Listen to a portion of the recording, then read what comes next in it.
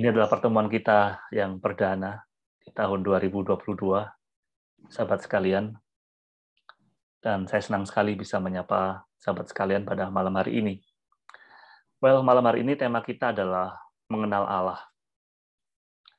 Mengapa tema ini penting dan perlu diajukan? Setidaknya ada dua alasan. Pertama, karena kita menyadari bahwa ada penyebab utama di dalam dunia dan kehidupan ini. Ada penyebab utama di dalam dunia dan kehidupan ini. Alam raya dan makhluk hidup tidak ada dengan sendirinya. Tiba-tiba ada. Tidak. Ini yang kita imani, yang kita percayai. Isaac Newton, seorang ilmuwan, pernah memberi satu ilustrasi yang baik sekali ya. Ketika di dalam laboratorium beliau,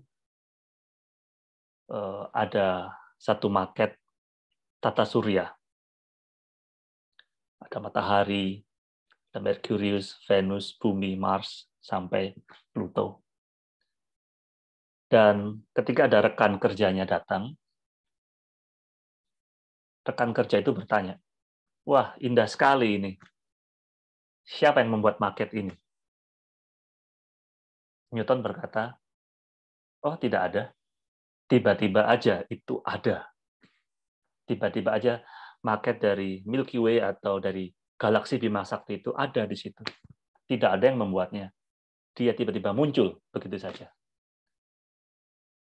Kawan Newton tidak percaya. Mana mungkin bisa terjadi? Mana bisa tiba-tiba ada? Pasti ada yang menyebabkan. Pasti ada yang membuat maket ini. Dan Newton mengatakan, ya, kalau memang tidak mungkin tiba-tiba ada, maka alam raya kita pun juga tidak mungkin tiba-tiba ada. Ada yang membuat, ada sang penyebab utama yang menciptakan alam raya beserta dengan segala isinya, termasuk manusia. Ini yang kita percayai. Dan ini selaras dengan apa yang kitab suci katakan kepada kita. Yohanes 17 ayat 3 mengatakan bahwa segala sesuatu dijadikan oleh Dia. Tanpa Tuhan, tidak ada sesuatu pun yang telah jadi dari segala yang telah dijadikan. Kalimat ini begitu jelas bahwa segala sesuatu dijadikan oleh Dia, oleh Tuhan, oleh Sang Khalik, Sang Pencipta, oleh Allah. Dan tanpa Tuhan, tidak ada suatu pun yang ada di dunia ini, yang sudah jadi. Itu muncul tiba-tiba. Semuanya diciptakan oleh Sang Pencipta atau Tuhan. Wahyu 4 ayat 11 mengatakan, "Ya Tuhan dan Allah kami, Engkau layak menerima puji-pujian dan hormat dan kuasa sebab Engkau telah menciptakan segala sesuatu. Dan oleh karena kehendak-Mu, semuanya itu ada dan diciptakan." Di dalam Kejadian 1 sampai pasal 2 ayat 4 ya. Elohim, yaitu kata generik dalam bahasa Ibrani untuk sebutan Allah, menciptakan langit dan bumi dalam 6 hari. Mulai dari terang yang menerangi kegelapan pada hari pertama, dan berakhir pada penciptaan manusia pada hari ke-6. Allah kemudian beristirahat, memberkati dan menguduskan hari ke-7 atau hari Sabat. Allah menciptakan langit dan bumi.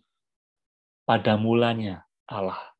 Sehingga Allah adalah sang penyebab utama, prima causa, yang menjadi pribadi atau oknum utama di balik semua yang tampak maupun yang tidak tampak bagi kita saat ini.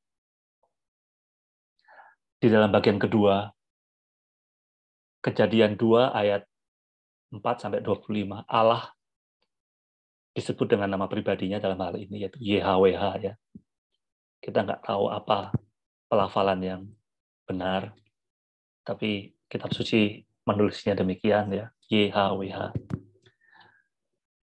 Dia menciptakan manusia atau Adam dari debu tanah dan mengembuskan napas kehidupan ke dalamnya. Allah kemudian menempatkan manusia itu di Taman Eden dan menciptakan perempuan pertama, yaitu Hawa, dari tulang rusuk Adam sebagai pendampingnya. Dengan jelas kita mengetahui bahwa alam raya dan manusia diciptakan oleh Allah. Ini adalah alasan yang pertama, bahwa kenapa kita perlu mengenal Allah. Sebab dia adalah penyebab utama di balik apa yang kita lihat maupun segala sesuatu yang tidak kita lihat yang ada di dalam alam raya ini. Alasan yang pertama. Alasan yang kedua, kenapa kita perlu mengenal Allah? Kalau kita sudah mengetahui sang penyebab utama, sang pencipta ini adalah Allah, atau Adonai, atau Hashem, ya, nama itu, YHWH, maka kita diundang untuk melihat kembali desain awal Allah terhadap manusia sebelum dosa masuk merusak relasi Tuhan dengan manusia. Jadi kita ketika mengetahui bahwa Tuhan sebagai pencipta, kita diundang untuk melihat kembali desain yang semula Allah sudah tetapkan bagi manusia sebelum dosa itu merusak hubungan kita dengan Tuhan. Apa desain Tuhan bagi manusia? Kitab suci menunjukkan kepada kita, yang pertama, desain Allah bagi kita adalah kita, manusia, diciptakan untuk memuliakan Tuhan. Manusia diciptakan untuk memuliakan Tuhan. Yesaya 43 ayat 7 mengatakan, bawalah anak-anakku laki-laki dari jauh, dan anak-anakku perempuan dari ujung-ujung bumi. Semua orang yang disebutkan dengan namaku, yang kuciptakan untuk kemuliaanku, yang kubentuk, dan yang kujadikan. Dari nats ini kita tahu bahwa manusia, kita, diciptakan untuk kemuliaan Tuhan.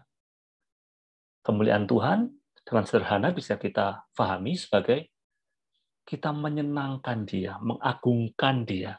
Bahkan lebih dari itu, kita juga merefleksikan, mencerminkan kebaikan, keagungan, dan kasih Allah itu. Mencerminkan atau merefleksikan karakter Allah itu. Dan inilah desain yang semestinya ada di dalam kehidupan umat manusia sebelum dosa masuk dan merusak relasi antara orang tua kita pertama, Adam dan Hawa, dengan Tuhan. Sehingga ketika relasi itu rusak, maka seluruh keturunan Adam, kita, termasuk di dalamnya, kita memiliki satu hubungan yang retak dengan Allah. Kita terpisah dengan Allah. Sehingga manusia pada zaman ini sebenarnya juga ketika kita diperhadapkan pada apa yang kitab suci katakan, kita boleh merenung ya. Kenapa manusia cenderung untuk berbuat hal-hal yang tidak elok? Kenapa manusia cenderung untuk berbuat dalam tanda kutip itu kejahatan? Tetapi dengan jelas pun Musa mengatakan bahwa kecenderungan hati manusia ketika dilihat Tuhan itu cenderung kepada kejahatan. Dan itu bermula dari dosa yang sudah merusak hubungan Allah dengan manusia. Sehingga yang seharusnya kita diciptakan untuk kemuliaan Tuhan, manusia menjadi makhluk yang cenderung untuk tidak memuliakan Allah. Tentu masih banyak manusia yang baik, masih banyak manusia yang menjaga hati nuraninya, menjaga tingkah lakunya, menjaga akhlaknya. Tetapi jika kita mau jujur, kalau kita merenungkan dan melihat ke dalam diri kita sendiri, ada banyak sekali hal yang di dalam hati kita itu mencondongkan kita untuk berbuat yang tidak elok sebenarnya. Ada keinginan-keinginan yang tidak wajar. Ada hasrat-hasrat yang kalau kita mau sadari, itu tidak selalu menjadi hasrat yang baik. Tidak selalu menjadi hasrat yang wajar. Dan itu membuat kita berpikir hal-hal yang tidak wajar pula, hal-hal yang negatif pula. Dan yang membawa kita melakukan hal-hal yang negatif juga. Padahal, desain awal Allah menciptakan manusia tidak demikian. Tuhan mengatakan di dalam Yesaya ayat 43, ayat 7 tadi, kita diciptakan untuk kemuliaan Allah. Efesus 1 ayat 12, Paulus mengatakan bahwa supaya kita yang sebelumnya telah menaruh harapan pada Kristus, boleh menjadi puji-pujian bagi kemuliaannya. Ada banyak sekali ayat di dalam kitab suci, baik di dalam perjanjian lama maupun perjanjian baru, yang menunjukkan bahwa manusia memiliki tujuan utama untuk memuliakan Allah di dalam kehidupan kita. Sehingga tujuan kehidupan manusia bukanlah menjadi kaya, bukanlah menjadi populer, bukanlah menjadi hebat di antara manusia yang lain. Kalau toh kita menjadi kaya, menjadi populer, anggaplah itu bonus. Tetapi itu bukan the chief end, bukan tujuan utama dari manusia diciptakan. Bukan tujuan utama kita diciptakan oleh Allah. Kitab suci menunjukkan pada kita bahwa kita diciptakan oleh Allah untuk memuliakan Dia, yaitu untuk mengagungkan Dia dan mencerminkan, merefleksikan karakter Allah. 1 Korintus 10 ayat 31, Paulus mengatakan bahwa jika engkau minum, atau jika engkau makan, atau jika engkau melakukan sesuatu yang lain, lakukanlah semuanya itu untuk kemuliaan Allah. Melakukan semuanya untuk kemuliaan Allah. Termasuk diantaranya tentu dalam bisnis, dalam studi. Mengapa kita bisnis? Mengapa kita studi? Bahkan yang sekolah teologi, kenapa kita belajar teologi? Atau yang belajar matematika, belajar akuntansi, belajar politik, belajar hukum, atau menjadi atlet. Kenapa kita menekuni bidang-bidang itu? Kita menekuni bidang-bidang itu agar kita semakin memuliakan Allah. Kita belajar, kita memfokuskan diri, kita mengambil research, kita studi sampai tinggi. Kenapa harus melakukan itu semua? Kita melakukannya itu untuk kemuliaan Allah, untuk mengagungkan nama Tuhan, untuk kita semakin mencintai Dia, bahkan untuk semakin membuat karakter kita itu semakin mencerminkan Allah. Demikian idealnya. Bukan kata saya, tetapi ini yang menjadi tafsir saya terhadap kitab suci yang kita baca. Ini menjadi ekspresi iman saya terhadap pembacaan saya dari kitab suci yang kita miliki. Bahwa segala sesuatu yang kita lakukan, kita diajak untuk mengingat bahwa yang kita lakukan ini adalah untuk memuliakan Dia. Bukan untuk kemuliaan kita, bukan untuk kebesaran nama kita sendiri. Itu yang pertama. Desain yang Tuhan berikan pada manusia sejak awal. Yang kedua, apa desain Tuhan bagi kita? Sehingga kita perlu mengenal Dia. Yang kedua adalah desain manusia atau desain Allah bagi manusia adalah kita diciptakan untuk menikmati relasi dengan Tuhan. Kita diciptakan untuk menikmati relasi dengan Tuhan. 1 Korintus 1 ayat 9 mengatakan, Allah yang memanggil kamu kepada persekutuan dengan putranya Yesus Kristus, Tuhan kita, adalah setia. Allah yang memanggil kamu, memanggil kita kepada persekutuan dengan putranya. Jadi, sejak awal, Allah menciptakan manusia untuk menikmati relasi dengan Tuhan. Sehingga dapat secara sederhana kita pahami, apa sih tujuan hidup manusia diciptakan oleh Tuhan? Yang pertama adalah untuk memuliakan Dia, dan yang kedua, untuk menikmati relasi dengan Dia. Sehingga ketika kita dipanggil untuk bersekutu dengan Tuhan, maka kita malam ini diingatkan bahwa kita tidak bisa hidup sendiri tanpa persekutuan dengan Allah. Mazmur 27 ayat keempat itu mengatakan, satu hal yang kuminta kepada Tuhan, itulah yang kuingini. Diam di rumah Tuhan seumur hidupku, menyaksikan kemurahan Tuhan dan menikmati bait-Nya. Tentu diam di rumah Tuhan itu tidak berarti kita harus tidur di gereja atau setiap hari harus ke gereja, kecuali yang tinggal di pastori gereja mungkin ya. Tetapi diam di rumah Tuhan itu berarti, setidaknya menurut saya, kita berada dalam relasi yang intim dengan Tuhan. Kita berada dalam persekutuan yang intim dengan Tuhan.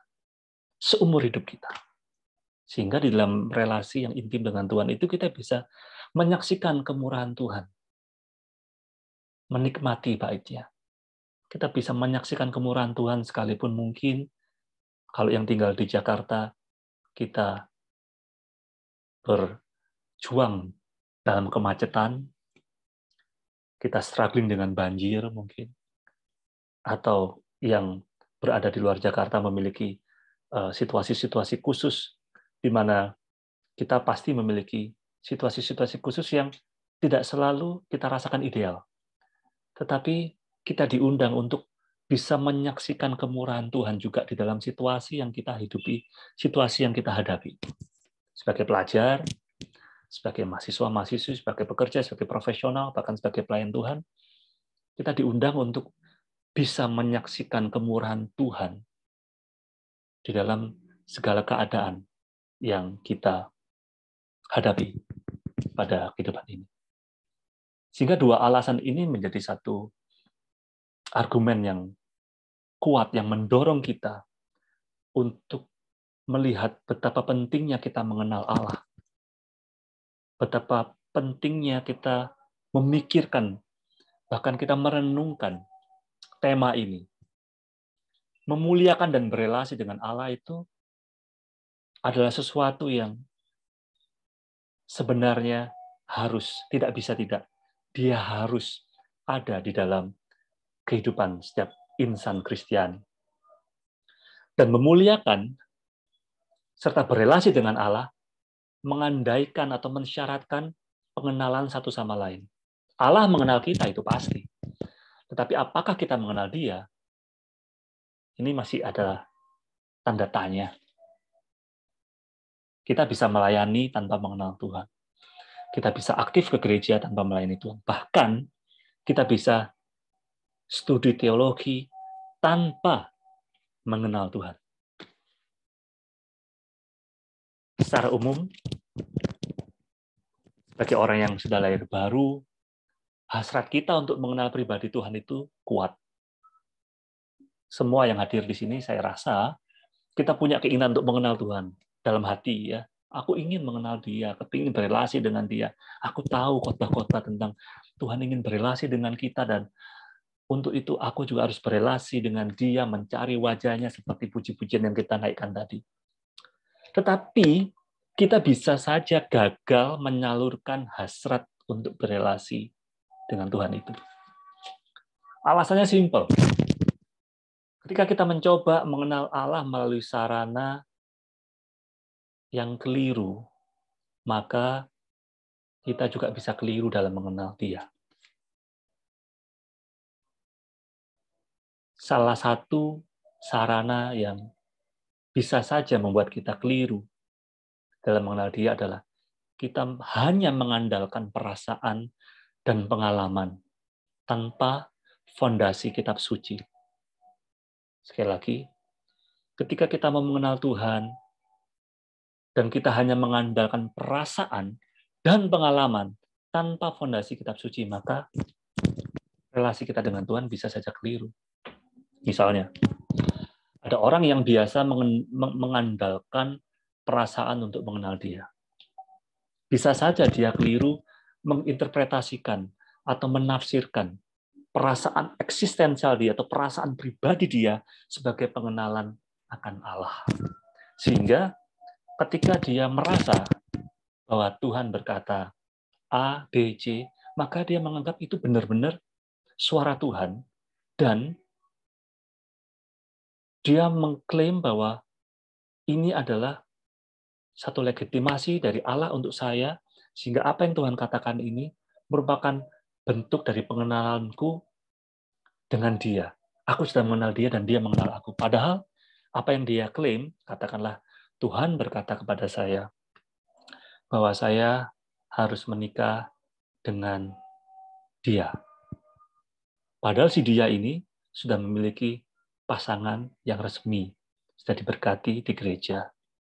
Tetapi berdasarkan klaim bahwa Tuhan berbicara kepada aku, kamu adalah jodohku. Nah, tentu hal seperti ini kita harus hati-hati. Sekali lagi kita harus hati-hati. Bukan berarti Tuhan tidak bisa berbicara melalui nurani kita. Bisa. Tuhan bisa berbicara kepada setiap orang yang memiliki kepekaan. Tuhan bisa berbicara dengan caranya yang unik. Tetapi ingat bahwa pengenalan dengan Tuhan tidak bisa dilandasi oleh perasaan dan pengalaman tanpa fondasi kitab suci. Sehingga apa yang menjadi klaim-klaim mendengar suara Tuhan perlu selaras dengan apa yang kitab suci katakan. Perlu selaras dengan apa yang nats-nats di dalam Alkitab kita itu sudah tulis. Ketika seseorang mengklaim bahwa Tuhan berbicara kepada saya, atau Roh Kudus berbicara kepada saya, bahwa dia akan datang pada tanggal sekian, bulan sekian, tahun sekian. Tentu itu tidak selaras, bahkan berlawanan dengan apa yang kitab suci katakan. Karena bukankah tidak ada seorang pun di dunia ini yang tahu? Bahkan malaikat pun tidak. Sehingga kita perlu hati-hati ketika kita mencoba mengenal Allah. Kita berikhtiar untuk mengenal Tuhan melalui sarana yang hanya semacam perasaan atau pengalaman, tetapi tanpa fondasi kitab suci, kita perlu hati-hati. Oleh sebab itu kita perlu belajar kitab suci. Kita perlu belajar doktrin yang sehat. Kita perlu belajar doktrin yang ketat. Karena kitab suci kita tidak pernah berlawanan satu sama yang lain. Tuhan tidak pernah berdusta.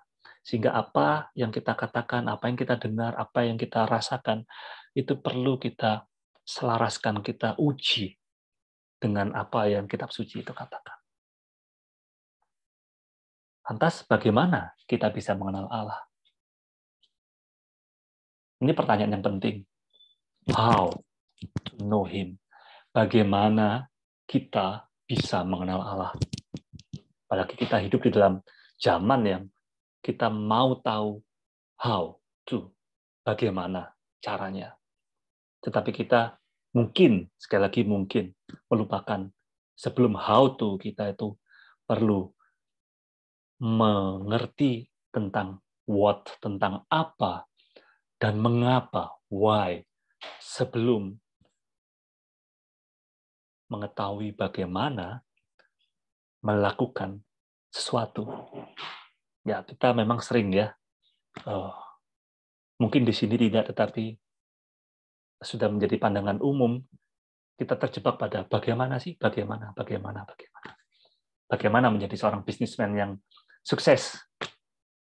Tentu itu baik, tetapi lebih baik lagi kalau kita tahu apa itu bisnis, apa yang menjadi dasar pemikiran atau falsafah dari bisnis, dan mengapa orang berbisnis, sehingga dia bisa melakukan bisnis dengan baik. Bagaimana bisa memenangkan, katakanlah, pemilu, gitu ya. Sebelum calon-calon legislatif itu memenangkan pemilu, sangat baik kalau mereka tahu apa itu politik, apa itu tugas anggota parlemen, katakanlah, dan kenapa harus berjuang di dalam jalan politik.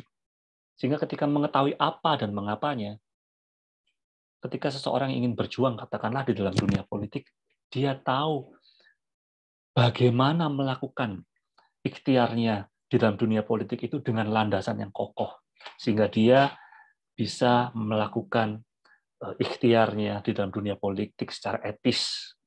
Nah, ini adalah sesuatu yang sebenarnya sebagai milenial Kristiani kita perlu memahaminya, baik itu di dalam bisnis, di dalam kita bekerja, di dalam dunia kesehatan, dalam dunia politik, semua hal kita perlu mengetahui apa dan kenapa kita melakukan hal itu sebelum kita mengetahui bagaimana harus melakukannya.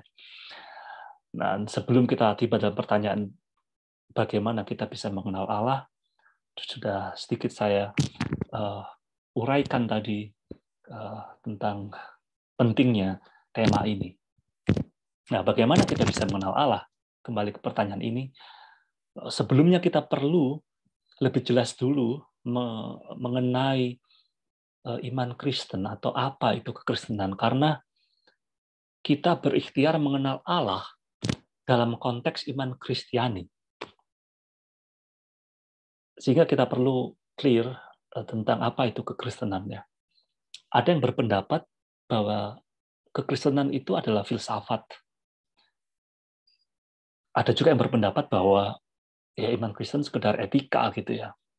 Sementara yang lain itu mengklaim ya iman Kristen atau kekristenan itu sebenarnya cuman ya pengalaman orang-orang yang merasa mendapatkan sapaan dari Tuhan yang mereka kenal dalam satu figur bernama Yesus Kristus.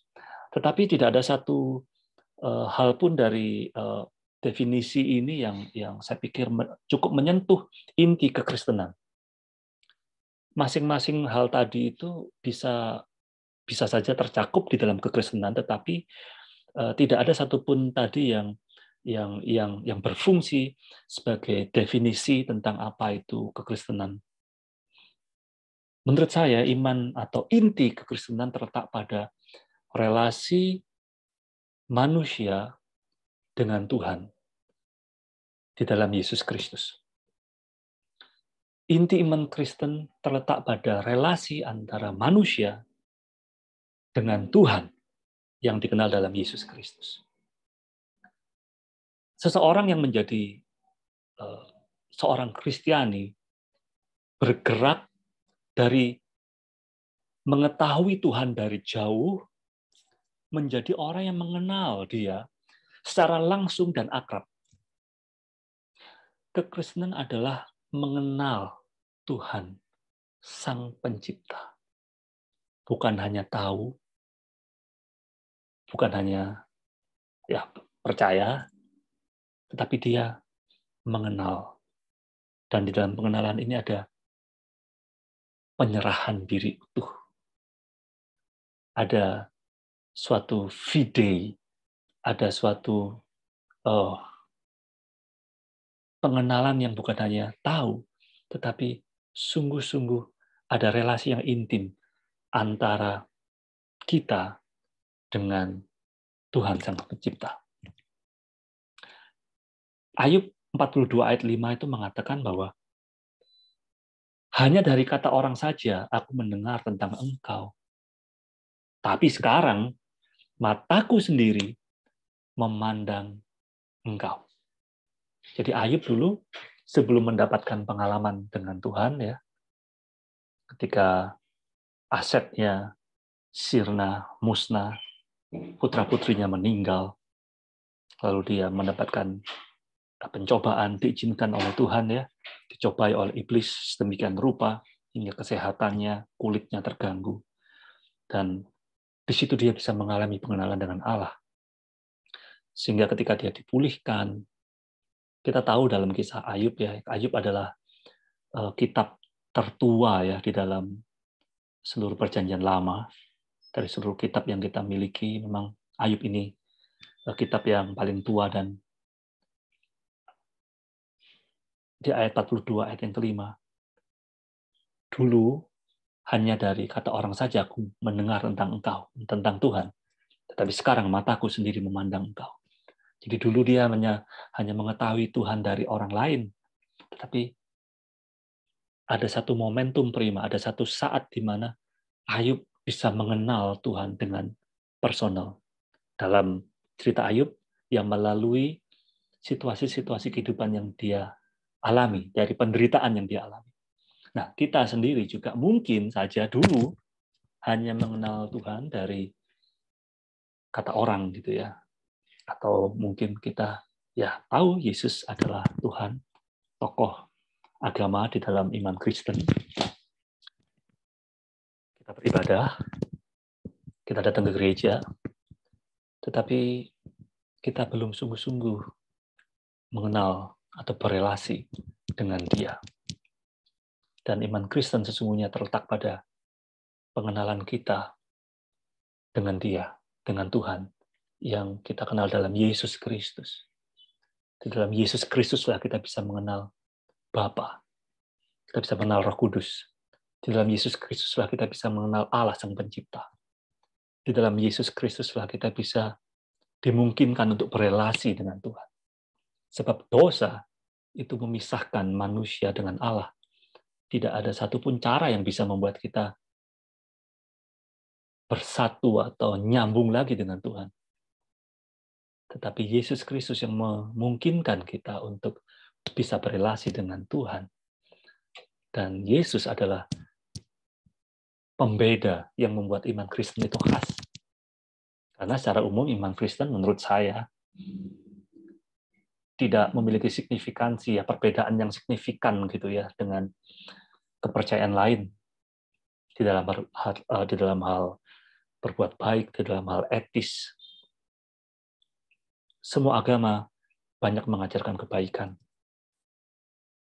Bahkan mungkin banyak agama yang atau penganut agama lain yang lebih baik dari orang Kristen. Lebih bisa menyangkal diri dari orang Kristen.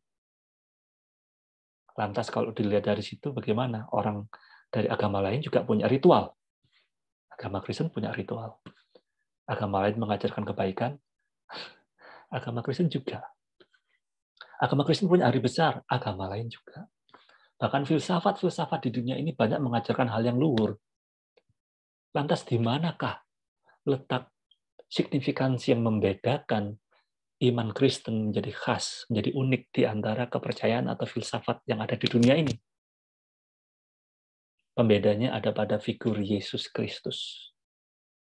Allah yang turun menjelma, mengambil rupa manusia, menjelma menjadi manusia. Sehingga Yesus adalah seutuhnya Allah dan seutuhnya manusia. Dia yang membuat kita berbeda. Dan dialah Yesus Kristus yang membuat kita, memampukan kita untuk bisa mengenal Allah. Siapa Allah? Pertanyaan yang penting. Dia adalah pribadi dengan cinta dan keadilan. Dia adalah Allah yang esa. Allah yang esa itu memiliki 3 pribadi. Bapa, Putra, dan Roh Kudus. Allah Bapa, Putra, dan Roh Kudus. Ya tentu kita tidak keliru menyebutkan katakanlah atau keliru memahami Allah Bapa, Allah Putra, Allah Roh Kudus. Oh berarti ada 3 Allah ya. Allah Bapa 1, Allah Putra 2, Allah Roh Kudus 3. Tidak. Bapa, Putra, dan Roh Kudus. Allah Bapa, Putra, dan Roh Kudus. Ketiganya ini adalah esa. Bisa dibedakan tetapi tidak bisa dipisahkan. Dialah Allah kita, Allah yang kita kenal. Dan bagaimana kita bisa mengenal Dia? Saya menyarankan yang pertama, tentu teman-teman bisa memberikan saran nanti setelah sesi ini. Apa yang perlu kita lakukan untuk bisa mengenal Dia? Yang pertama-tama, kita perlu mengakui bahwa kita orang berdosa yang membutuhkan Tuhan. Kita perlu mengakui bahwa kita sudah menyembah banyak hal atau ilah atau berhala di dalam kehidupan kita tanpa kita sadari mungkin. Kita sudah melanggar hukum kasih Tuhan. Malam ini kita diajak untuk mengakui, menyesali, dan membawa kita kepada pengakuan akan Tuhan yang mau mengampuni kita. Yang pertama. Yang kedua, kita mau meyakini bahwa Allah itu ada, dan di dalam Yesus Kristus, Dia mau menyapa kita, Dia mau memeluk kita.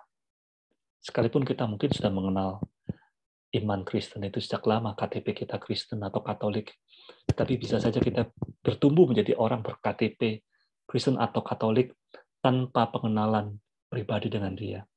Maka malam hari ini kita diingatkan, kita diundang untuk menghidupi iman Kristiani kita secara serius dengan cara apa? Meyakini bahwa Allah ada dan Dia mau sungguh-sungguh kita berelasi dengan Dia. Dan yang terakhir, saya mengajak teman-teman setiap hari mau memiliki waktu khusus untuk tenang sejenak. Di dalam bahasa Kristen Pentakosta atau karismatik itu mungkin disebut saat teduh gitu ya. Atau di dalam tradisi yang lain itu disebut meditasi. Bahkan meditasi sendiri juga ditulis di dalam kitab Mazmur ya.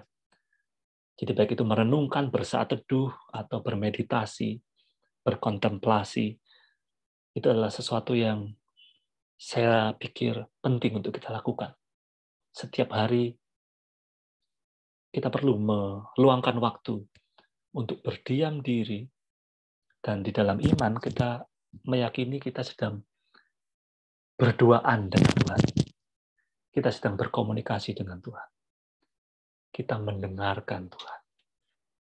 Di dalam doa mungkin, sekali lagi mungkin, karena saya tidak tahu bagaimana kebiasaan kita berdoa. Mungkin saja kita sering minta sama Tuhan. Itu baik sekali. Tetapi kita juga diajak bukan hanya untuk meminta pada Tuhan, tetapi juga mendengarkan suara Tuhan. Mendengarkan suara Tuhan dengan cara apa? Tentu membaca sabda Tuhan, mendengarkan sabda Tuhan dari kitab suci yang kita miliki. Dan juga kita mau berdiam diri secara iman. Ketika kita berdiam diri, kita mau meyakini bahwa Tuhan sedang berbicara pada kita. Jadi kita diam. Diam dan diam.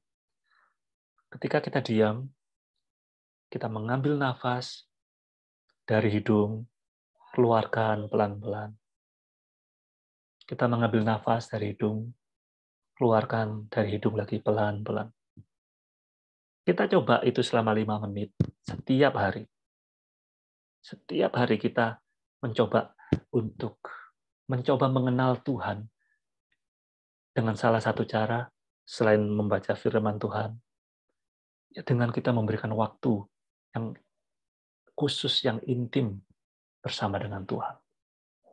Dan ini menolong banyak sekali orang Kristen dan sudah dikembangkan selama, saya pikir, ribuan tahun ya, oleh tokoh-tokoh di gereja mula-mula, bapak-bapak gereja awal, juga saat ini dalam Ordo Fransiskan juga terkenal dengan metode meditasi seperti ini. Dengan demikian kita bisa menenangkan jiwa kita di tengah hiruk-pikuk dunia dan smartphone yang kita miliki dengan beragam terjangan tawaran hiburan dunia dan informasi yang siap masuk dalam otak kita melalui mata kita, melalui panca indera kita. Di tengah terjangan informasi yang mungkin saja itu tidak terelakkan, ada satu cara untuk bisa menenangkan diri kita dan kita bisa mengenal Allah lebih dalam, yaitu setiap hari disiplin untuk bersaat teduh, bermeditasi, berkontemplasi. Mengambil nafas pelan-pelan, mengeluarkannya pelan-pelan. Minimal 5 menit, bisa 10 menit. Intinya bukan berapa lamanya, tetapi konsistensinya. Dan cara ini menolong banyak orang, menolong saya. Semoga kita semua bisa sama-sama mengenal Tuhan dan bisa sama-sama semakin dewasa di dalam iman. Tuhan memberkati.